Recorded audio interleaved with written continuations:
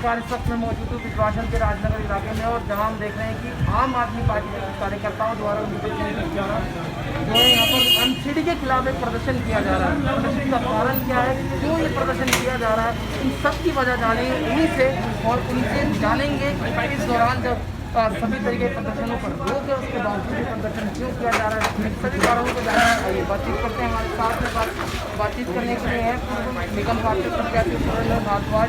आइए उनसे जानते हैं सारी वजह। बताइए सर, क्या कारण है कि आप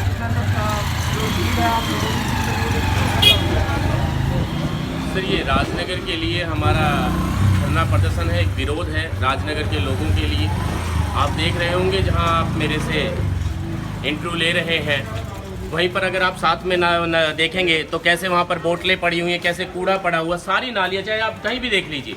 और यहाँ नहीं कोई पर्टिकुलर एक जगह पे आप ना, तो मैंने आपको कहा कि आप यहाँ पर इंटरव्यू लीजिए, आप यहाँ नहीं, ये गुरु नानक मार्ग है, आप अंबेडकर मार्ग चलिए, आप लोहिया मार्ग चलिए, आप जी ब्लॉक गली नंबर 7 में चलिए, आप 8 में चलिए, आप एफ ब्लॉक की किसी भी गली में चलिए, सारी गली पूरी पानी से भरी हुई है, गंदगी से भरी हुई है। कोई सफाई कर्मचारी नहीं आता।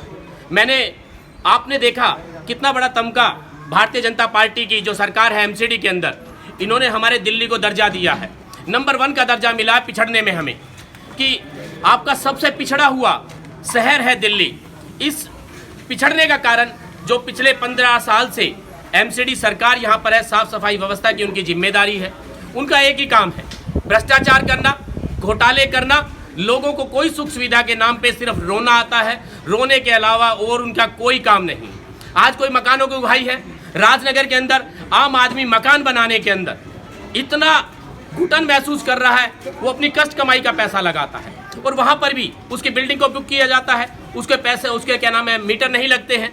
अभी आपने देखा होगा यहाँ के जो निकम्मे पार्षद हैं, जो एमसीडी यहाँ सरकार है, एमसीडी के जो अधिकारी हैं, राजनगर को इतना बढ़िया तमगा दिया उन्होंने कि पूरी दिल्ली में सबसे बड़ा कंटेनमेंट जोन इन्होंने बना दिया। एक जगह से नहीं, मुझे लग रहे हैं भारतीय जनता पार्टी जो यहाँ के पार्षद हैं उनको लगता है कुछ पर्सनल दुश्मनी है राजनगर के निवासियों से। एक एक कोई भी काम पिछले 4 साल से, पहली बात तो ऑफिस में मिलते नहीं है, मिलते हैं तो सुनते नहीं है, सुनते हैं तो काम नहीं करते। ये उन पार्षद का रवैया है और मैं ये नहीं है, मैं विपक्ष में हूँ, हो सकता है मैं झूठ बोल रहा हूँ। आप राजनगर की जनता में एक एक घर में जाके पता कीजिए, उनका व्यवहार पता कीजिए, उनके बारे में पता कीजिए, कितनी बार सफाई कर्मचारी गलियों में आते हैं, बिल्कुल नदारत है।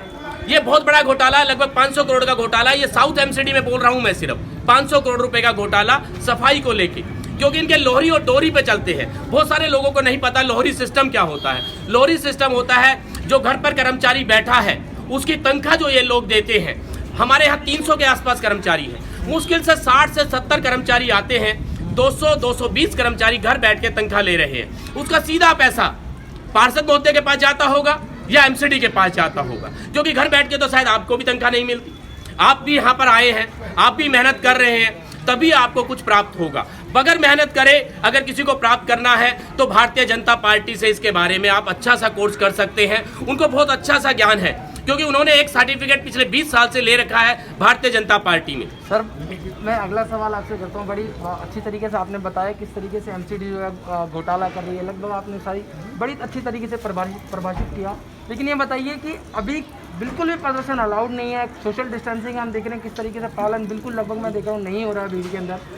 उसके बावजूद राजनगर इतना बड़ा कंटेनमेंट जोन है, उसके बावजूद आप इतनी बड़ी भीड़ इकट्ठा एक साथ चल रहे हैं, तो क्या आपको लगता है कि इससे नकारात्मक प्रभाव हो सकता है? कोरोना का इस समय महामारी है, पीक पर कोरोना है, तो उसके बारे में आप क्या कहेंगे? सर देखो, जहाँ प्रदर्शन होता है, पहली बात तो हम पूरे सोशल डिस्टेंसिंग में मास्क लगा के चल रहे हैं, लेकिन जब आपने इंटरव्यू के लिए तो थोड़ा साथ खड़े हो गए हैं और हम लगभग हमने पिछले 20 दिन लगातार यहाँ पर 12 से 14 घंटे राजनगर के लिए हमने सैनिटाइजर किया है और हमें अच्छी तरह से मालूम है कि कोरोना महामारी जो हमारे राजनगर पे इसका पहाड़ टूटा है उसका हमें अच्छी तरह से ख्याल है और पूरे हम सोशल डिस्टेंसिंग में चल रहे हैं। दूसरा, आपको प्रदर्शन के लिए अलाउ है, आपने इसीलिए देखा होगा कि 50 से ज़्यादा लोग नहीं हैं, क्योंकि 50 से कम लोगों में हम प्रदर्शन वगैरह हम कर सकते हैं।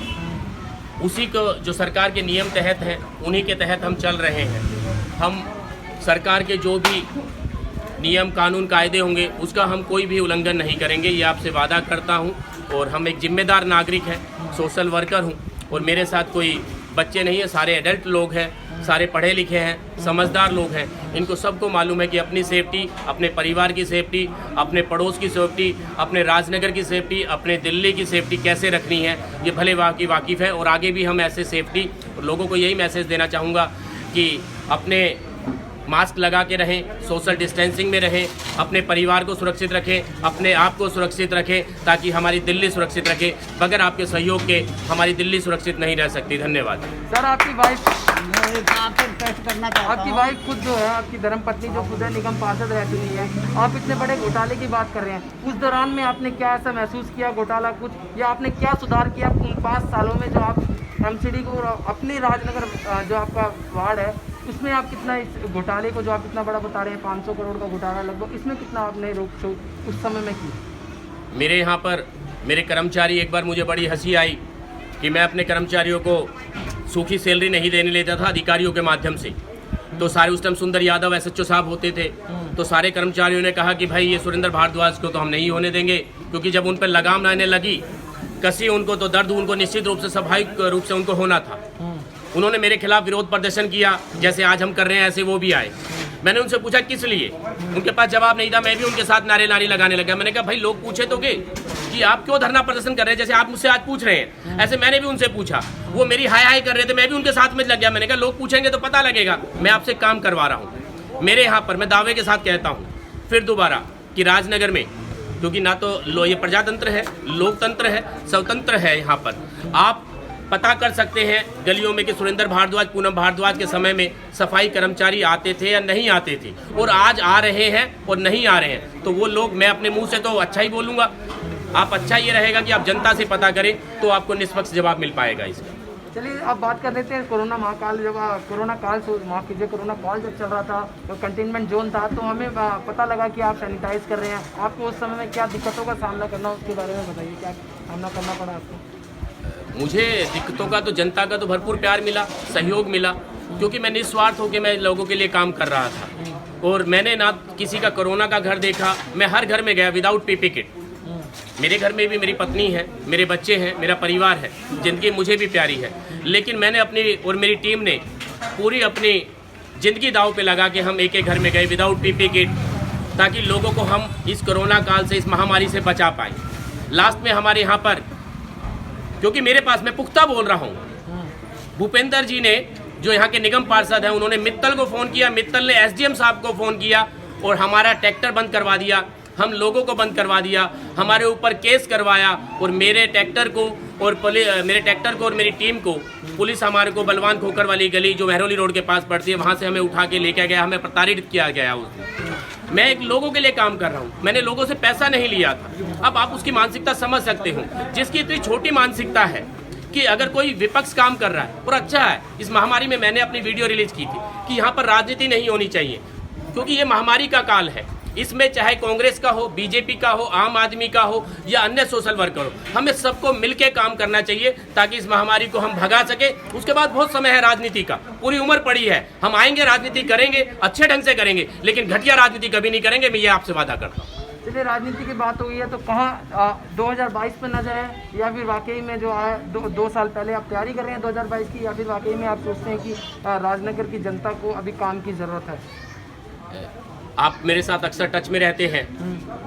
मैं 2022, 2020, 2019 की मैं कभी तैयारी नहीं करता, ना 2024 की।